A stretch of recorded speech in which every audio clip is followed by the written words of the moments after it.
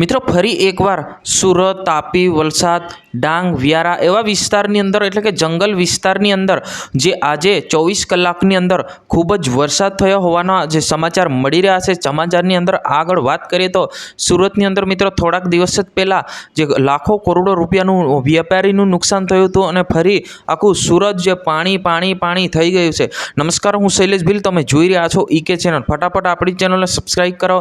મિત્રો વાત કરવામાં આવે તો થોડાક દિવસ પહેલાં સુરતની અંદર જે લાખો કરોડો રૂપિયાનું નુકસાન થયું એટલે કે વરસાદ નોંધાયો હતો।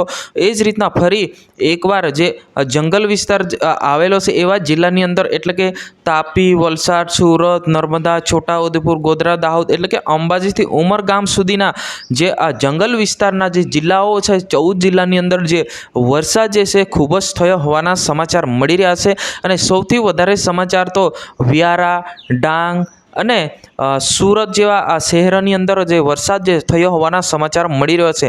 હા મિત્રો, વાત કરવામાં આવે તો જે રીતના ઉત્તર ગુજરાતની અંદર જે અત્યારે વાત કરવામાં આવે તો બિલકુલ પણ વરસાદ નથી અને જે મધ્ય ભાગની અંદર જે વરસાદ જે છે એ અત્યારે જે હવામાન વિભાગ દ્વારા પણ શું કહેવાય આપણે વિરુદ્ધ ચાલતો હતો, પરંતુ જે વિરુદ્ધની અંદર જે અંબાલાલ સાહેબે છે એ આગાહી નહોતી કરી અને અચાનક જે આગાહી જે થઈ ગઈ અને જે ઉત્તર અને મધ્ય ભાગની અંદર જે વરસાદ થયો હોવાના સમાચાર મળી રહ્યો છે। સમાચાર એટલે કે સુરતની અંદર ખૂબ જ નુકસાન થયું છે। જે પહેલાં થયું હતું એના કરતાં પણ વધારે આ વખત થયું હોવાના સમાચાર મળી રહ્યા છે। અને એક બાજુ જોવા જઈએ તો એક ગામની અંદર એક સાથે 60 જેટલી બેંચો જે એ વરસાદના પાણીની અંદર તણાઈ ગઈ, જેમ કે તમે એ સ્ક્રીન પર જોઈ શકો છો। જ્યાં મિત્રો લાગાતાર વરસાદ જે વધતો જાય છે આ વિશે તમારે શું કહેવું છે જરૂર કોમેન્ટ કરીને બતાવજો।